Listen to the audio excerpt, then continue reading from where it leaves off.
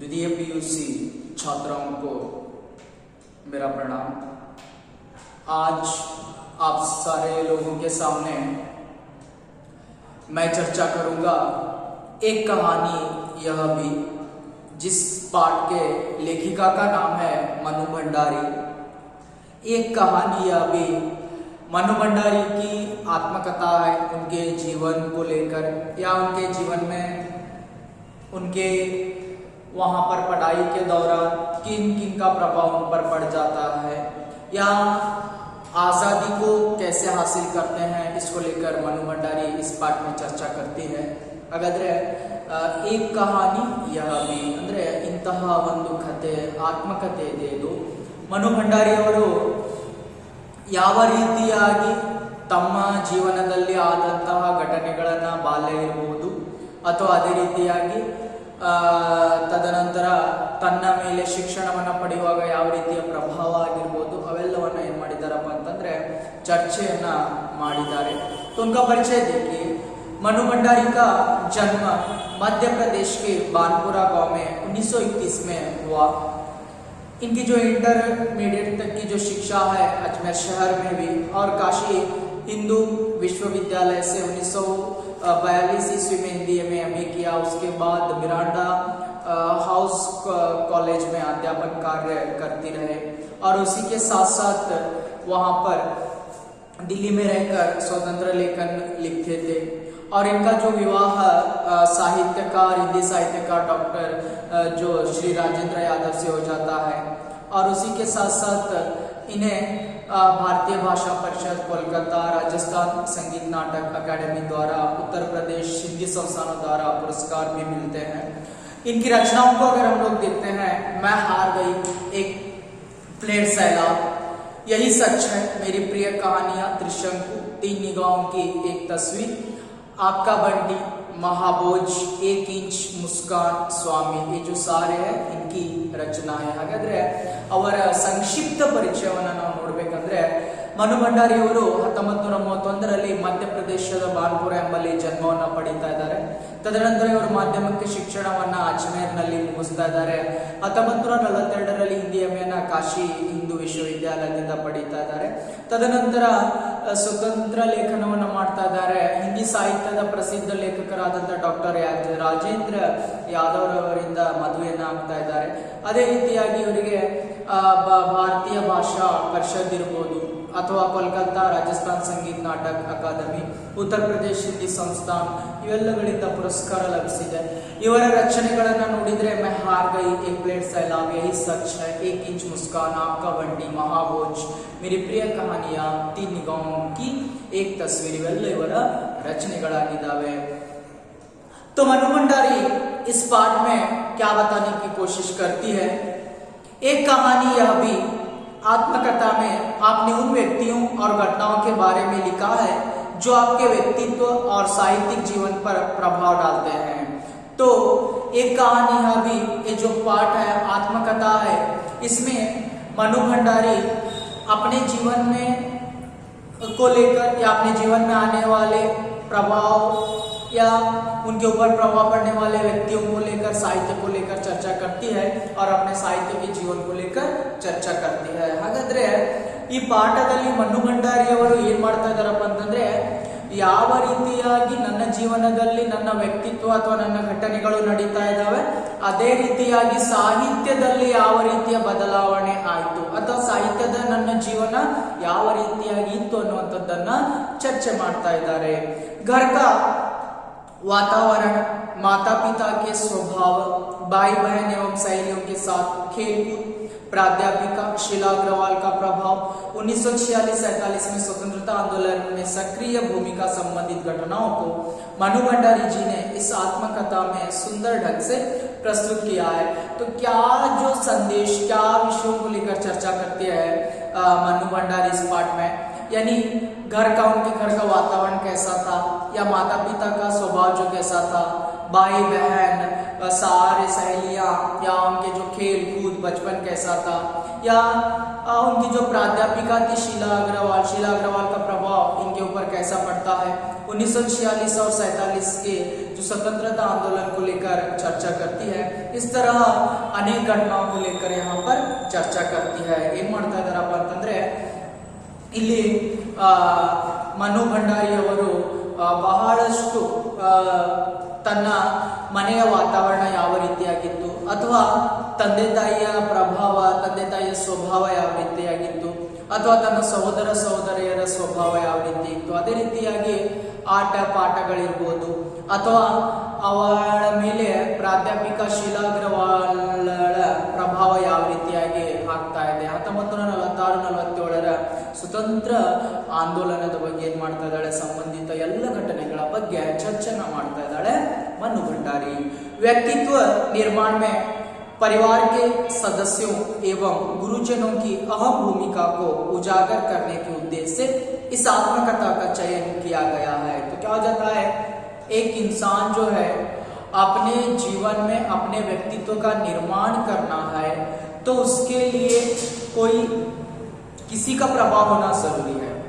इसलिए मनु भंडारी बताती है अगर एक इंसान अपने जीवन को निरूपित करना है तो वहां पर गुरुजनों का होना या परिवार के सदस्यों का प्रभाव होना जरूरी है। ಹಾಗಾದ್ರೆ ಒಬ್ಬ ಮನುಷ್ಯ ತನ್ನ ಜೀವನದಲ್ಲಿ ತನ್ನ ವ್ಯಕ್ತಿತ್ವವನ್ನ ನಿರೂಪಿಸಿಕೊಳ್ಬೇಕಪ್ಪ ಅಥವಾ ಸಾಧನೆಯನ್ನ ಮಾಡ್ಬೇಕಂತಂದ್ರೆ ಏನು, ಒಂದು ಪರಿವಾರದ ವಾತಾವರಣ, ಇನ್ನೊಂದು ಗುರುಗಳ ಪ್ರಭಾವ ಇರಬೇಕು। ಹಾಗಾಗಿ ನನ್ನ ಜೀವನದಲ್ಲಿ ಸಹಿತ ನನಗೆ ಪರಿವಾರದ ಜನರ ಪ್ರಭಾವ ಮತ್ತೆ ಗುರುಗಳ ಪ್ರಭಾವ ಬಹಳಷ್ಟು ನನ್ನ ಜೀವನದಲ್ಲಿ ಸಾಹಿತ್ಯಿಕ ಬದಲಾವಣೆಯನ್ನು ತಗೊಂಡ್ಬರ್ತಾ ಇದೆ ಅಂತ ಹೇಳಿ ಚರ್ಚೆ ಮಾಡ್ತಾ ಇದ್ದಾರೆ। क्या है जो पाठ जो है, ಹಾಗಾದ್ರೆ पाठ ಯಾವ ರೀತಿಯಾಗಿ आप सारे लोग किताब को देखना है। जन्मी तो मध्य प्रदेश के बानपुरा गांव में थी, लेकिन मेरी यादों का सिलसिला शुरू होता है अजमेर के ब्रह्मपुरी मोहल्ले के उस 2 मंजिला मकान से, जिसकी ऊपरी मंजिले में पिताजी का साम्राज्य था, जहां वे निहायत अव्यवस्थित ढंग से फैली बिखरी पुस्तकों, पत्रिकाओं और अखबारों के बीच या तो कुछ पढ़ते रहते थे या फिर डिक्टेशन देते रहते थे। तो देखिए शब्दार्थ, सिलसिला क्रमानुसार क्रमवागी, जो मोहल्ला गली ओणी, मंजिला यानी जो मंजिल 2 मंजिल होते हैं, 2 भाग होते हैं, 2 भाग, तदनंतर निहायत बहुत अधिक पूर्ण संपूर्ण अधिकवाದಂತಹ डिक्टेशन यानी डिक्टेशन देना, हम लोग कुछ कहते हैं बच्चे कुछ लिखते हैं जो डिक्टेशन देना। तो क्या हो जाता है, जन्मी तो मेरा जन्म तो मध्य प्रदेश के बानपुरा गांव में होता है, लेकिन मेरा ये जो बचपन शुरू होता है या बचपन की यादें शुरू होती है या बचपन का सिलसिला शुरू होता है वह अजमेर के ब्रह्मपुरी मोहल्ले से शुरू होता है, जहां पर मेरे पिता 2 मंजिल के मकान में रहते थे। तो मेरे ऊपर के भाग में, ऊपर की मंजिल में मेरे पिता रहते थे और वहां पर हमेशा बहुत सारी अव्यवस्थित तौर पर बिखरी हुए किताबें रहती थी, पत्रिकाएं रहती थी। वहां पर मेरे पिता किताबों को पढ़ते रहते थे या कुछ डिक्टेशन देते रहते थे और नीचे हम सब भाई बहनों के साथ रहती थी हमारी बेपढ़ी लिखी व्यक्तित्व विहीन माँ। देखिए तो हम नीचे मंजिल में हमारे साथ रहती थी, हमारी माँ अनपढ़ थी, बेपढ़ी, इसमें जो बसल गए बेअधिक पढ़ी, तो बेपढ़ी परीक्षा में आ सकता है, इसे अंडरलाइन कीजिए। बेपढ़ी लिखी माँ जो है वहां पर हमारे साथ रहती थी। व्यक्तित्व विहीन मतलब अपने व्यक्तित्व को निर्माण करने में वह असफल हो चुकी थी। ಹಾಗಾದ್ರೆ ಮನು ಭಂಡಾರಿ ಅವರು ಹೇಳ್ತಾ ಇದ್ದಾರೆ, ನನ್ನ ಜನ್ಮ ಮಧ್ಯಪ್ರದೇಶದ ಬಾನ್ಪುರ ಎಂಬ ಹಳ್ಳಿಯಲ್ಲಿ ಆಗ್ತಾ ಇದೆ, ಆದರೆ ನನ್ನ ಬಾಲ್ಯದ ನೆನಪುಗಳು ಎಲ್ಲಿಂದ ಶುರು ಆಗ್ತಾ ಇದ್ದಾವೆ ಅಂತಂದ್ರೆ ಅಜ್ಮೇರ್ ನಗರದ ಬ್ರಹ್ಮಪುರಿ ಓಣಿಯಿಂದ ಸ್ಟಾರ್ಟ್ ಆಗ್ತಾ ಇದೆ। ಅಲ್ಲಿ ನನ್ನ ತಂದೆ ಏನಪ್ಪ ಅಂತಂದ್ರೆ ಆರ್ಥಿಕ ಸ್ಥಿತಿ ತೊಂದರೆ ಆದಾಗ ಅಜ್ಮೇರಿಗೆ ಬರ್ತಾ ಇದ್ದಾರೆ। ಅಜ್ಮೇರ್ನಲ್ಲಿ 2 ಭಾಗದ ಅಥವಾ 2 ಮಂಜಿಲ್ 2 ಭಾಗದ ಕಟ್ಟಡವನ್ನು ಹಿಡಿತಾ ಇದ್ದಾರೆ। ಮೇಲಿನ ಭಾಗದಲ್ಲಿ ನನ್ನ ತಂದೆ ಇರ್ತಾ ಇದ್ದಾರೆ। ಅವರ ರೂಮನ್ನ ನೋಡಿದ್ರೆ ಯಾವ ರೀತಿ ಅವರ ರೂಮ್ ಅಂತಂದ್ರೆ ಪತ್ರಿಕೆಗಳು, ಪುಸ್ತಕಗಳು ಅವ್ಯವಸ್ಥಿತವಾಗಿ ಹರಡಿರ್ತವೆ. ಅವ್ಯವಸ್ಥಿತವಾಗಿ ಹರಡಿರ್ತವೆ ಅಂತಂದ್ರೆ ಅವ್ರೇನಾದ್ರೂ ಓದ್ತಾ ಇರ್ತಿದ್ರು ಅಥವಾ ಮಕ್ಕಳಿಗೆ ಡಿಕ್ಟೇಷನ್ ಕೊಡ್ತಾ ಇದ್ರು. ನಂತರ ಕೆಳಗಿನ ಭಾಗದಲ್ಲಿ ನಮ್ಮ ತಾಯಿ ನಮ್ಮ ಜೊತೆ ಬೇಪಡಿ ಅಂದ್ರೆ ಓದಲಾರದಂತಹ ಅನಕ್ಷರಸ್ಥಳಾದಂತಹ ನಮ್ಮ ತಾಯಿ ನಮ್ಮ ಜೊತೆಗೆ ಇರ್ತಾ ಇದ್ಲು.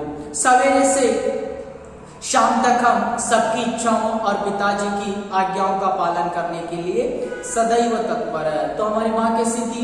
अनपढ़ रहने के बावजूद भी सुबह से लेकर शाम तक अपने पति और बच्चों के सारे आशाओं को पूरा करने के लिए हमेशा तैयार रहती थी. ಹಾಗಾದ್ರೆ ಯಾವ ರೀತಿಯಾಗಿ ನನ್ನ ತಾಯಿ ಇದ್ದಪ್ಪ ಅಂತಂದ್ರೆ ಬೆಳಗ್ಗಿಂದ ಸಂಜೆಯವರೆಗೂ ಹಿಡಿದು ತನ್ನ ಗಂಡ ಇರ್ಬೋದು ಅಥವಾ ತನ್ನ ಮಕ್ಕಳ ಎಲ್ಲ ರೀತಿಯ ಅವರ ಬೇಡಿಕೆಗಳನ್ನ ಈಡೇರಿಸಲಿಕ್ಕೆ ಅವಳು ಏನ್ ಮಾಡ್ತಾ ಇದ್ಲು ಅಂತಂದ್ರೆ ಪ್ರಯತ್ನವನ್ನ ಮಾಡ್ತಾ ಇದ್ಲು.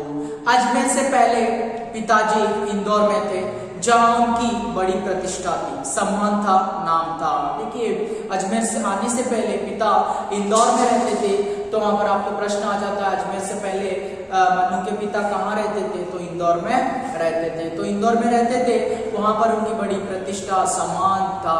ಹಾಗಾದ್ರೆ ಅಜ್ಮೇರ್ ಬರುವಂತಹ ಮೊದಲು ಅವರ ತಂದೆ ಏನ್ ಮಾಡಿದಾರಪ್ಪ ಅಂತಂದ್ರೆ ಇಂದೋರ್ನಲ್ಲಿ ಇರ್ತಾ ಇದ್ರು. ಇಂದೋರ್ನಲ್ಲಿ ಇದ್ದಾರೆ ಅಂತಂದ್ರೆ ಅವರ ಪ್ರತಿಷ್ಠೆ, ಅವರ ಸಮ್ಮಾನ, ಗೌರವ ಬಹಳಷ್ಟು ಅಲ್ಲಿ ಆಗ್ತಾ ಇತ್ತು.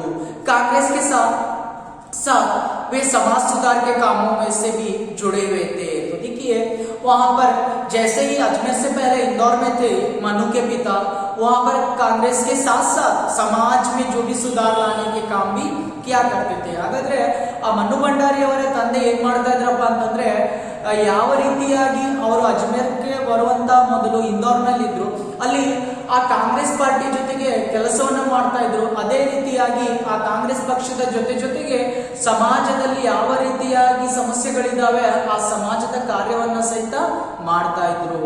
और शिक्षा के वे केवल उपदेश ही नहीं देते थे बल्कि उन दिनों 8-8, 10-10 विद्यार्थियों को अपने घर रखकर पढ़ाया है, जिनमें से कोई तो बाद में ऊंचे ओहदों तक पर पहुंचे. ओहदों ये जो स्थान होता है, हुद्दे, तो क्या हो जाता है केवल बच्चों को घर में लाकर गरीब बच्चों को पढ़ाया नहीं करते थे या डिक्टेशन दिया नहीं करते थे, लेकिन 8-10 बच्चों को अपने घर में रखते थे, गरीब बच्चों को पढ़ाया करते थे. और वे जो बच्चे हैं यानी अपने जीवन में सफलता प्राप्त कर अच्छे ओहदों तक या अच्छी नौकरियां पाने तक भी वह परिश्रम करते थे. ಮನು ಭಂಡಾರಿ ಅವರ ತಂದೆ ಯಾವ ರೀತಿಯಾಗಿದ್ರಪ್ಪ ಅಂತಂದ್ರೆ ಮನು ಭಂಡಾರಿ ಹೇಳ್ತಾ ಇದ್ದಾಳೆ, ಕೇವಲ ನನ್ನ ತಂದೆ ಮಕ್ಕಳಿಗೆ ಡಿಕ್ಟೇಷನ್ ಕೊಡುವಂತದ್ದು ಮಾತ್ರ ಅಲ್ಲ, ಅದರ ಜೊತೆಗೆ ಏನ್ ಮಾಡ್ತಾ ಇದ್ರಪ್ಪ ಅಂತಂದ್ರೆ ಅವರು 8-10 ಜನ ಬಡ ಮಕ್ಕಳನ್ನ ಎಲ್ಲರನ್ನ ಕರೆದುಕೊಂಡು ಬಂದು ತನ್ನ ಮನೆಯಲ್ಲಿ ಏನ್ ಮಾಡ್ತಾ ಇದ್ರಪ್ಪ ಅಂತಂದ್ರೆ ಅವರಿಗೆ ಅಧ್ಯಯನಕ್ಕೆ ಎಲ್ಲ ಅವಕಾಶವನ್ನ ಕೊಟ್ಟು ಅವರು ನೌಕರಿ ಹುದ್ದೆಯಲ್ಲಿ ಭರ್ತಿ ಆಗುವವರೆಗೂ ಶ್ರಮಿಸ್ತಾ ಇದ್ರು. ಅಷ್ಟು ಏನಾಗ್ತಾ ಇದ್ರಪ್ಪ ಅಂತಂದ್ರೆ ಉದಾರವಾದಂತ ಮನಸ್ಸನ್ನ ಹೊಂದಿದ್ರು ಮನ್ನು ಭಂಡಾರಿ ಅವರ ತಂದೆ. उनकी खुशहाली के दिन थे और उन दिनों उनकी दरियादिली के चर्चे भी कम नहीं थे. देखिए दरियादिली यानी उदार भावना, खुशहाली, खुश रहना. तो यहाँ पर उनकी जब इंदौर में रहते थे कांग्रेस के साथ साथ तो वहां पर समाज को सुधारने का काम भी करते थे और बहुत खुशी के दिन थे. और उसी के साथ साथ इनके साथ दरिया दिल यानी उदार भावना के चर्चे भी हो जाते थे. ಏನ್ ಮಾಡ್ತಾ ಇದಾರಪ್ಪ ಅಂತಂದ್ರೆ ಇಲ್ಲಿ ಮನ್ನು ಭಂಡಾರಿ ಹೇಳ್ತಾ ಇದ್ದಾಳೆ, ಹಾಗಾದ್ರೆ ನನ್ನ ತಂದೆ ಯಾವಾಗ ಇಂದೋರ್ನಲ್ಲಿ ಇದ್ದಾಗ ಕಾಂಗ್ರೆಸ್ ಪಕ್ಷದ ಜೊತೆಗೆ ಕೆಲಸವನ್ನ ಮಾಡ್ತಾ ಇದ್ರು, ಅದೇ ರೀತಿಯಾಗಿ ಆ ದಿನಗಳು ಸಮಾಜದಲ್ಲಿ ಅವರು ಸೇವೆಯನ್ನ ಮಾಡುವಂತದ್ದನ್ನ ನೋಡಿದ್ರೆ ಅವರ ವ್ಯಕ್ತಿತ್ವ ಬಹಳಷ್ಟು ಪ್ರಸಿದ್ಧಿಯಾಗಿತ್ತು. ಅದೇ ರೀತಿಯಾಗಿ ಅವರಿಗೆ ಸಂತೋಷದ ದಿನಗಳನ್ನೋದು ಅಥವಾ ಆ ಸಮಾಜದಲ್ಲಿ ಅವರ ಉದಾರ ಮನಸ್ಸಿನ ಚರ್ಚೆಗಳು ಎಲ್ಲ ಕಡೆ ಆಗ್ತಾ ಇದ್ವು. ಏಕೋ वे बेहद कोमल और संवेदनशील व्यक्ति थे तो दूसरी ओर बेहद क्रोधी और अहमवादी. ये जो अंडरलाइन कीजिए आपके लिए आरसी के लिए आ जाता है. तो कैसे थे मेरे पिता? अगर मेरे पिता के गुणों के बारे में आप लोगों के सामने मैं चर्चा करती हूँ तो मेरे पिता एक और बेहद कोमल थे और संवेदनशील थे यानी उनको अनुभव था, और दूसरी ओर वह क्रोधी थे और अहमवादी, अहम जाता था. हाಗಾದ್ರೆ ನನ್ನ ತಂದೆಯನ್ನ ನೋಡಿದ್ರೆ ಯಾವ ರೀತಿಯಾಗಿದ್ರಪ್ಪ ಅಂತಂದ್ರೆ ಅವರ ಗುಣಗಳ ಬಗ್ಗೆ ಚರ್ಚೆ ಮಾಡ್ಬೇಕಂತಂದ್ರೆ ಒಂದು ಕಡೆ ಬೇಹದ್, इसमें देखिए उपसर्ग है बेअधिक हद ಹಾಗಾದ್ರೆ ಬಹಳ ಕೋಮಲವಾಗಿದ್ರು, ಸಂವೇದನಶೀಲತೆಯನ್ನ ಹೊಂದಿದ್ರು. ಆದ್ರೆ ಮತ್ತೊಂದು ಕಡೆ ನೋಡಿದ್ರೆ ಕ್ರೋಧಿ, ದುಃಖ ಅಥವಾ ಅಹಂವಾದಿಯಾಗಿದ್ರು. ಈ ರೀತಿ ನನ್ನ ತಂದೆ ಏನ್ ಮಾಡ್ತಾ ಇದಾರಪ್ಪ ಅಂತಂದ್ರೆ ತನ್ನ ಗುಣಗಳನ್ನ ಅಳವಡಿಸಿಕೊಂಡು ತನ್ನ ಜೀವನದಲ್ಲಿ ಸಾಕ್ತಾ ಇದ್ರು. पर यह सब तो मैंने केवल सुना देखा, तब तो इन गुणों के भग्नावेशों को ढोते पिताते. तो क्या हो जाता है, केवल मैं पिता के इन गुणों को क्रोधी थे, अहमवादी थे या कोमल थे, संवेदनशील थे, केवल मैं सुनती थी. लेकिन सच में इन सारे गुणों के साथ कौन चलते थे, मेरे पिता चलते थे. ಹಾಗಾದ್ರೆ ಇವೆಲ್ಲ ನಾನು ಗುಣಗಳನ್ನ ನೋಡಿದ್ರೆ ಕೇವಲ ಕೇಳಿದೆ ನನ್ನ ತಂದೆ ಹೀಗೆ ಇದ್ರು ಅನ್ನುವಂಥದ್ದನ್ನ. ಆದ್ರೆ ಎಲ್ಲ ಆ ಗುಣಗಳನ್ನ, ಕ್ರೋಧ ಇರ್ಬೋದು, ಅಹಮವಾದ ಇರ್ಬೋದು, ಅಥವಾ ಕೋಮಲತೆ ಇರ್ಬೋದು, ಅಥವಾ ಸಹಾನುಭೂತಿ ಇರ್ಬೋದು, ಇಂಥ ಗುಣಗಳನ್ನ ನನ್ನ ತಂದೆ ಏನ್ ಮಾಡ್ತಾ ಇದ್ರು, ಅವರು ತನ್ನ ಜೀವನದಲ್ಲಿ ಅಳವಡಿಸಿಕೊಂಡಿದ್ರು. एक बहुत बड़े आर्थिक झटके के कारण वे इंदौर से अजमेर आ गए थे, जहां उन्होंने अपने अकेले के बलबूते और हौसले से अंग्रेजी हिंदी शब्दकोश विषयवार के अधूरे काम को आगे बढ़ाना शुरू किया, जो अपनी तरह का पहला और अकेला शब्दकोश था. तो देखिए, बलबूता शक्ति होती है, हौसला धैर्यवाಗಿದೆ, और अधूरा अपूर्णवाದಂತಹ तरह का, प्रकार का. तो क्या बताती है मनु भंडारी, बताती है जब इंदौर में एक बहुत बड़ा आर्थिक झटका आ जाता है, इसलिए मेरे पिता ने क्या किया, इंदौर से अजमेर आ गए. और अजमेर आ गए, लेकिन उन्होंने इंदौर में जो विषयवार यानी विषय के अनुसार हिंदी या अंग्रेजी शब्दकोश डिक्शनरी की तैयारी कर रहे थे, तो आकर अजमेर में उस डिक्शनरी को पूरा करते हैं अपने ही बलबूते पर, शक्ति पर, हौसले पर, और वह उनका पहला शब्दकोश था. ಹಾಗಾದ್ರೆ ನನ್ನ ತಂದೆ ಅದು ಇಂದೋರ್ನಲ್ಲಿ ಇದ್ದಾಗ ಆರ್ಥಿಕ ಸಂಕಷ್ಟ ಇದಾಗ್ಬಿಡುತ್ತೆ, ಆರ್ಥಿಕ ಸಂಕಷ್ಟ ಎದುರಾಗುತ್ತೆ. ಆಗ ಅಲ್ಲಿ ಏನೋ ಅವರು ಇಂಗ್ಲಿಷ್ ಮತ್ತೆ ಹಿಂದಿ ಡಿಕ್ಷನರಿಯನ್ನ ತಯಾರು ಮಾಡ್ತಾ ಇದ್ರು, ಶಬ್ದಕೋಶವನ್ನ ತಯಾರು ಮಾಡ್ತಾ ಇದ್ರು. ಅದು ಅಪೂರ್ಣವಾಗುತ್ತೆ. ಹಾಗಾಗಿ ಅವ್ರು ಏನ್ ಮಾಡ್ತಾರೆ ಅಂದ್ರೆ ಇಂದೋರನ್ನ ಬಿಟ್ಟು ಅಜ್ಮೇರ್ ನಗರಕ್ಕೆ ಬರ್ತಾ ಇದ್ದಾರೆ. ಅಲ್ಲಿ ತನ್ನದೇ ಆದಂತಹ ಶಕ್ತಿ ಅಥವಾ ಧೈರ್ಯದಿಂದ ಆ ಶಬ್ದಕೋಶವನ್ನ, ಡಿಕ್ಷನರಿಯನ್ನ ಪೂರ್ಣ ಮಾಡ್ತಾ ಇದ್ದಾರೆ. ಅವರ ಜೀವನದಲ್ಲಿ ಅದು ಅವರ ರಚನೆ ಮಾಡಿದಂತಹ ಪ್ರಥಮ ಒಂದು ಶಬ್ದಕೋಶವಾಗಿತ್ತು. इसने उन्हें यश और प्रतिष्ठा तो बहुत दी, पर अर्थ नहीं, शायद गिरती आर्थिक स्थिति ने ही उनके व्यक्तित्व के सारे सकारात्मक पहलुओं को निचोड़ना शुरू कर दिया. तो देखिए, पहलू जो लम्हा होता है, गड़ी आते हैं.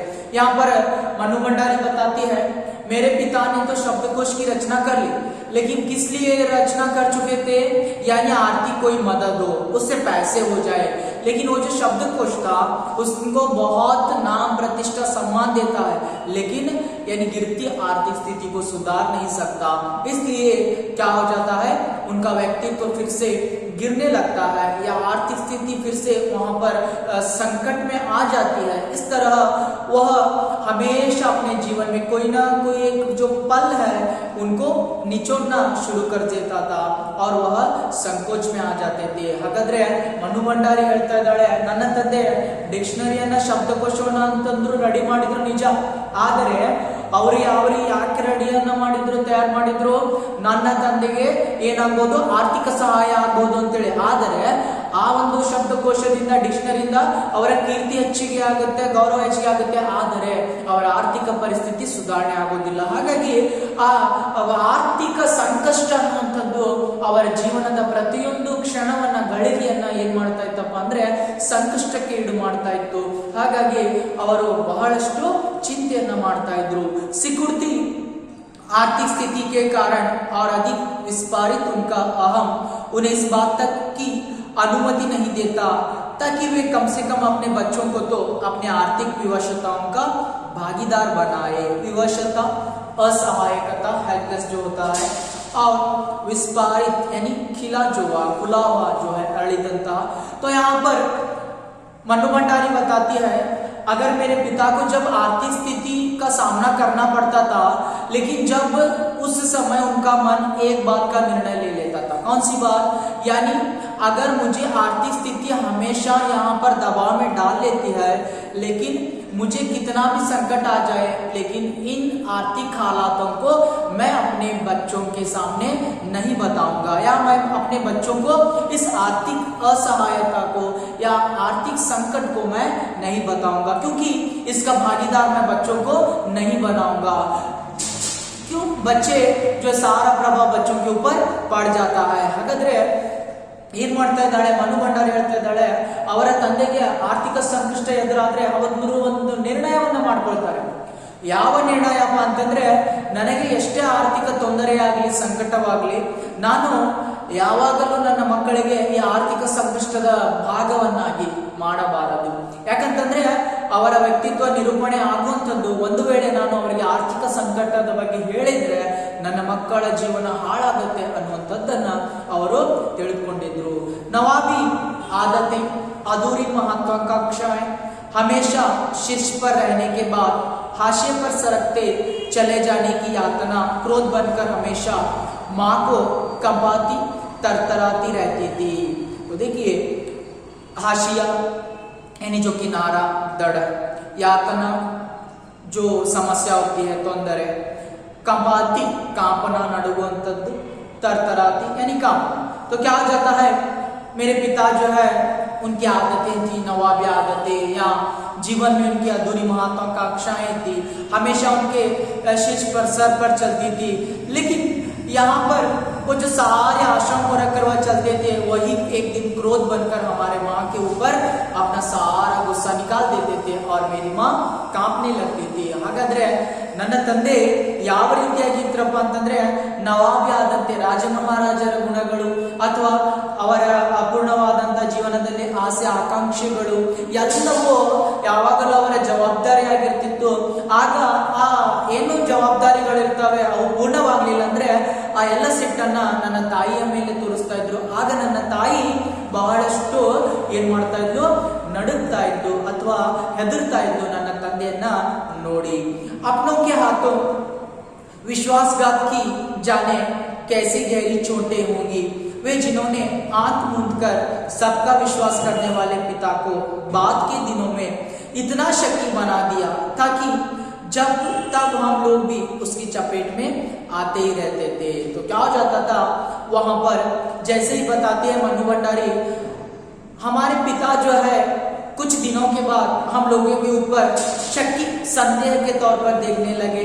और वहां पर जैसे क्यों संदेह के तौर पर देखने लगे, क्योंकि अपने लोगों को वह आंख मूंद कर विश्वास करते थे, लेकिन बाद में उन्हीं लोगों से उनको गहरी चोटें पहुंचने के बाद वह सारे लोगों के ऊपर विश्वास करना छोड़ दिया और हम लोग भी उसके चपेट में आ जाते थे। ಹಾಗಾಗಿ ಮನು ಭಂಡಾರಿ ಅವರು ಹೇಳ್ತಾ ಇದ್ದಾರೆ, ಏನಪ್ಪಾ ಅಂತಂದ್ರೆ, ನಮ್ಮ ತಂದೆ ತನ್ನೆಲ್ಲ ಸಂಬಂಧಿಕರನ್ನ, ತನ್ನ ಅಕ್ಕಪಕ್ಕದವರನ್ನ ಮೇಲೆ ಬಹಳಷ್ಟು ವಿಶ್ವಾಸವನ್ನ ವ್ಯಕ್ತಪಡಿಸ್ತಾ ಇದ್ರು. ಆದರೆ ಯಾವಾಗ ಅವರು ವಿಶ್ವಾಸವನ್ನ ಮಾಡ್ತಾ ಇದ್ರು ಅಥವಾ ಅವರು ಕಣ್ಣು ಮುಚ್ಚಿ ವಿಶ್ವಾಸವನ್ನ ಮಾಡ್ತಾ ಇದ್ರು, ಆದರೆ ಅದೇ ಅವರ ಅಕ್ಕಪಕ್ಕದಲ್ಲಿದ್ದಂತಹ ಜನರು ಅವರಿಗೆ ವಿಶ್ವಾಸಘಾತವನ್ನ ಮಾಡಿದಾಗ ಆಗ ಅವರು ಎಲ್ಲರನ್ನ ಸಂದೇಹದ ದೃಷ್ಟಿಯಿಂದ ನೋಡ್ತಾರೆ.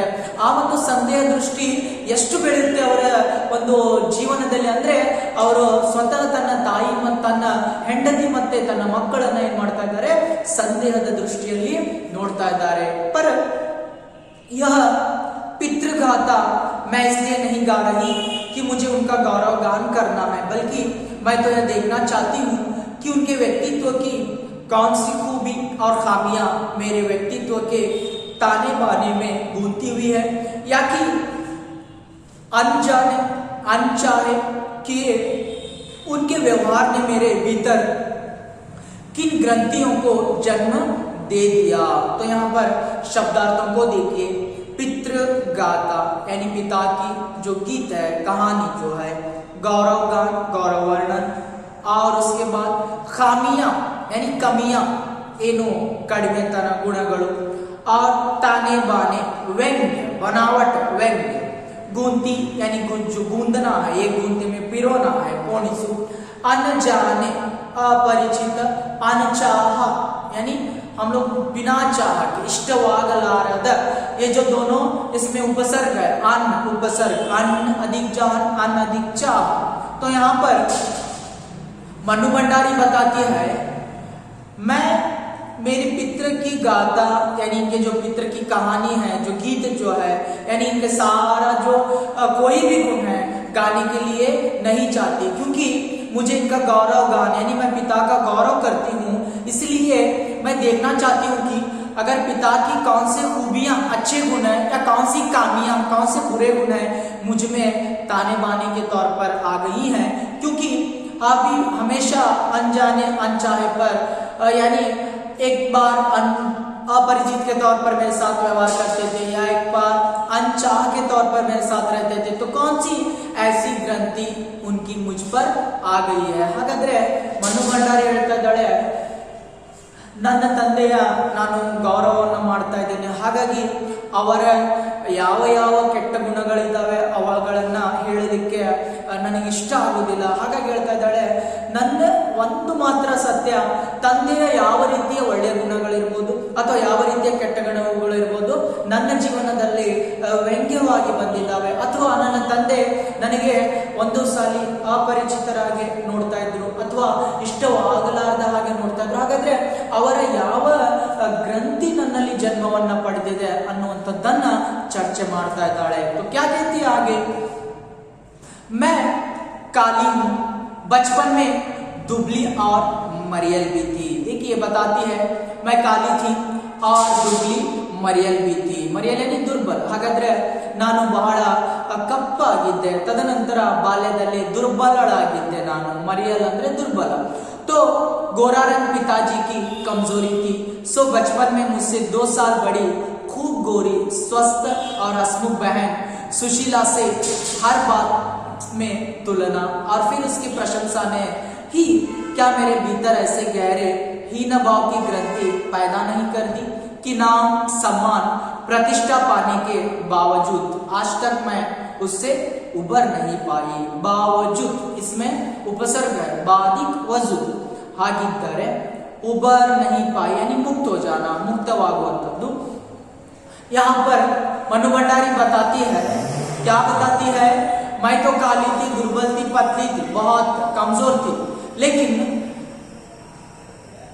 यानी मैं काली थी का इसके लिए कारण क्या है, मेरे पिता काले थे, लेकिन मेरे से 2 साल बड़ी मेरी बहन थी, उस मेरे बहन का नाम क्या था, सुशीला था, और हमेशा मैं उससे तुलना करती थी, मैं गोरी, मैं काली हूँ, क्या नहीं तुम बहुत गोरी हो.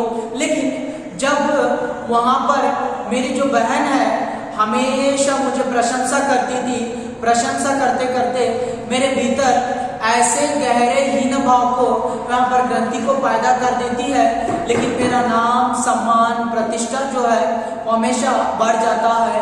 और वो मैं काली रहने के बाद भी मेरी प्रशंसा करती थी, लेकिन फिर भी आज भी मैं उस हालात को याद करती हूँ, उस ವಾತಾವರಣ से उस संदर्भ से उबर नहीं जाती हूँ. ಹಾಗಾದ್ರೆ ಮನು ಭಂಡಾರಿ ಯಾವ ರೀತಿಯಾಗಿ ಹೇಳ್ತಾ ಇದ್ದಾಳಪ್ಪ ಅಂತಂದ್ರೆ, ನಾನು ಬಹಳಷ್ಟು ಕಪ್ಪಗಾಗಿದ್ದೆ, ಆದರೆ ಅದಕ್ಕೆ ಕಾರಣ ನನ್ನ ತಂದೆಯ ಬಣ್ಣ. ಅದೇ ರೀತಿಯಾಗಿ ನನ್ನಕ್ಕಿಂತ 2 ವರ್ಷ ದೊಡ್ಡವಳಾದಂತಹ ನನ್ನ ಸಹೋದರಿ ಸುಶೀಲಾ ಬಹಳಷ್ಟು ಬಿಳಿ ಬಣ್ಣವನ್ನ ಹೊಂದಿದ್ದು, ಬಹಳ ಚೆನ್ನಾಗಿದ್ದು. ಆದರೆ ನಾವಿಬ್ಬರು ತುಲನೆಯನ್ನ ಮಾಡ್ತಾ ಇದ್ವಿ, ಏನಪ್ಪಾ ಅಂತಂದ್ರೆ ನಾನ್ಯಾಕೆ ಕಪ್ಪು ಬಣ್ಣವನ್ನ ಹೊಂದಿದ್ದೀನಿ ಅಥವಾ ನೀನ್ಯಾಕೆ ಬಿಳಿ ಬಣ್ಣವನ್ನ ಹೊಂದಿದ್ದೀನಿ ಅಂದ್ರೆ, ಆಗ ನನ್ನ ಸಹೋದರಿ ನನಗೆ ಪ್ರಶಂಸೆಯನ್ನ ಮಾಡ್ತಾ ಇದ್ದು, ಏನಪ್ಪಾ ಅಂದ್ರೆ ನೀ ಕಪ್ಪು ಬಣ್ಣವನ್ನ ಹೊಂದಿದ್ರು ಬಹಳ ಸುಂದರವಾಗಿದೆಯಾ, ಆ ರೀತಿಯ ಅವಳ ಸಕಾರಾತ್ಮಕ ಭಾವನೆ ನನ್ನಲ್ಲಿ ಆ ಸಾಹಿತ್ಯದಲ್ಲಿ ಸಾಧನೆಯನ್ನ ಮಾಡಲಿಕ್ಕೆ ಅಥವಾ ಸಾಹಿತ್ಯದ ಲೇಖನಗಳನ್ನ ಬರೀಲಿಕ್ಕೆ ಸಹಾಯವನ್ನ ಮಾಡ್ತು. ಆದ್ರೂ ಸಹಿತ ಆ ಬಾಲ್ಯದ ಈ ನೆನಪನ್ನ ನಾನು ನೆನಪಿಸಿದ್ರೆ ನನಗೆ ಯಾವ ರೀತಿಯೂ ಆ ಏನು ಸಮಸ್ಯೆ ಇತ್ತು ಇನ್ನೂ ಸಹಿತ ನನಗೇನಾಗ್ತಾ ಇದೆ, ಮುಕ್ತವಾಗಿ ಸ್ವತಂತ್ರವಾಗಿ ಮಾಡ್ತಾ ಇಲ್ಲ ಅಂತಂದು ಮನು ಭಂಡಾರಿ ಏನ್ ಮಾಡ್ತಾ ಇದ್ದಾಳೆ, ಚರ್ಚೆಯನ್ನ ಮಾಡ್ತಾ ಇದ್ದಾಳೆ.